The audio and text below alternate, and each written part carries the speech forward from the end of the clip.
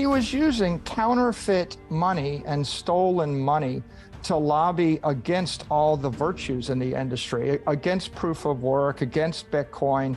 He was working to corrupt regulations, corrupt the political process, right? When you have actors that use counterfeit stolen money in order to undermine the industry, it's not good for anybody.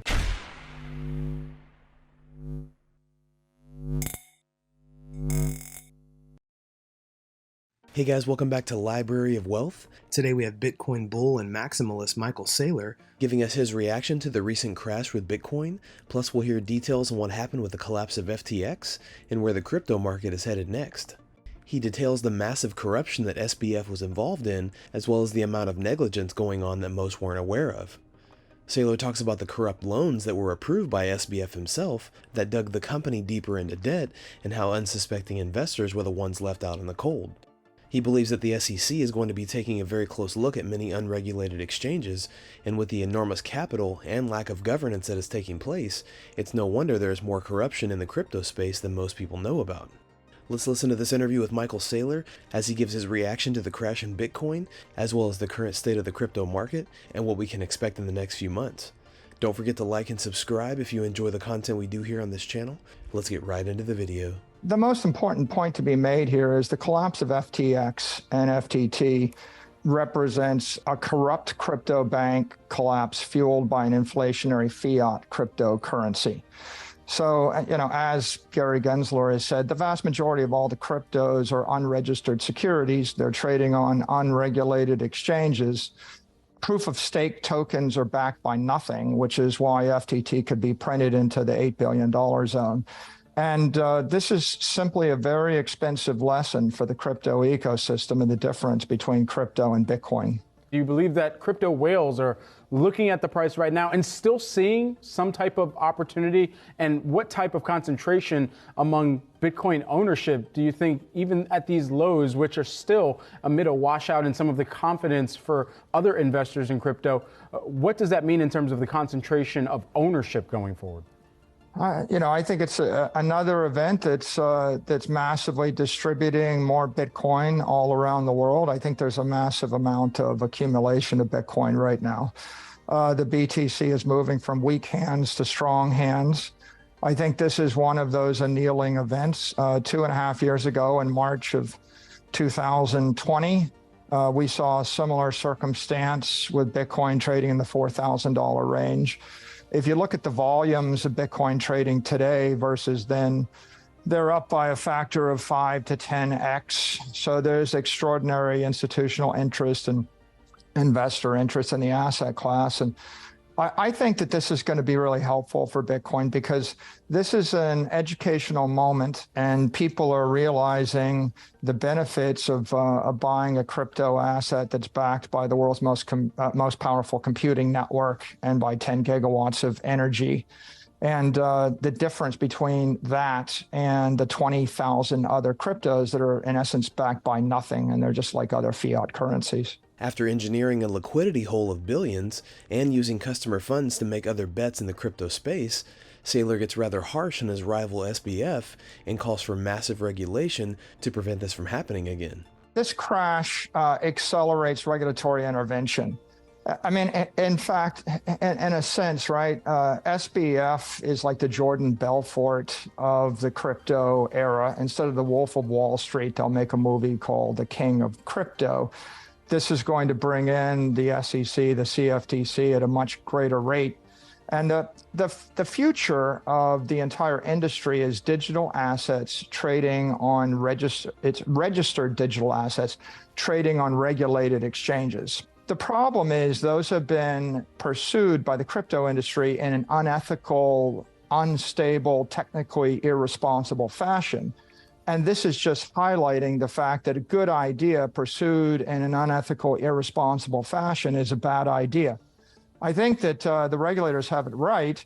The idea is you should be able to register your digital asset. If you have a stable coin, you should register it with the SEC. If you have a security, you should register it. If you want your crypto token to be designated a commodity and an asset without an issuer, you ought to have a registration process. And if you want to run a digital exchange that trades all these tokens, you should be a regulated, transparent exchange that's trustworthy.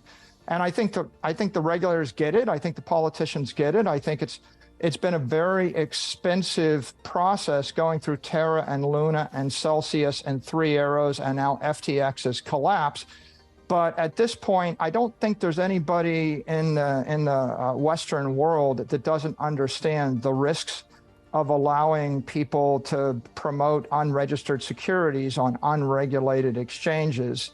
And so what's going to happen? You're going to see a massive shakeout. 99% of these air tokens are going to go away. They're literally the penny stocks of our era.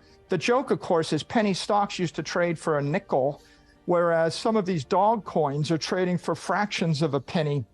They're not even penny stocks. At one point, they created a token which was 0.00001 cent, so that you couldn't even read the price of the token on an 8 significant digit display on a crypto exchange. So that stuff's got to go. And what needs to replace it is ethically sound, technically sound, economically sound digital assets. The industry needs to grow up. Those words, comparing SBF to a Jordan Belfort, those are some big words here. So is there another way to look at it in that you view SBF as a corrupt player in this industry and he needs to be made an example of, put in jail for what he has done to the space? He was using counterfeit money and stolen money to lobby against all the virtues in the industry, against proof of work, against Bitcoin.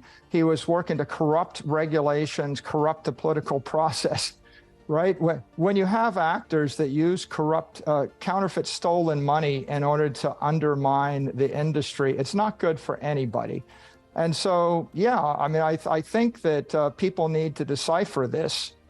FTX, generated an FTT token, if you trade your own token on your own exchange with wash trading, with leverage, you can park the price at any number you want. So you want to make $1 billion, you jack the price by $3 by wash trading with yourself. Then you generate $1 billion of collateral. Then you look for a bank that'll loan you money against the collateral. And of course, nobody in their right mind should be loaning money against an air token that you manipulated yourself. But of course, Sam happened to be the CEO of a bank that made loans. So he applied for a loan from his own bank and he granted it to himself. And then he took real assets like Bitcoin from his honest customers, and then he rehypothecated them, traded them, lost them. And so this is just an egregious ethical lapse, and it can't go on. These exchanges cannot continue to be unregistered, unregulated offshore. Major cryptocurrencies are currently trading in the red as the market valuation of all cryptocurrencies plummeted to $855 billion, a 2% decrease from the previous day. The overall volume of the cryptocurrency market dropped by 33% during the past day to 96.7 billion. The collateral damage from the recent Bitcoin crash will be felt for days and weeks to come, that much is certain. Given the current level of fear in the crypto market, many analysts predict that Bitcoin will soon reach its bottom at 12 to 13,000, which is a plausible scenario. What do you guys think about Michael Saylor's take on the current state of the crypto market and where we're headed next? Comment down below. Don't forget to like and subscribe. This is Library of Wealth. We'll see you in the next video.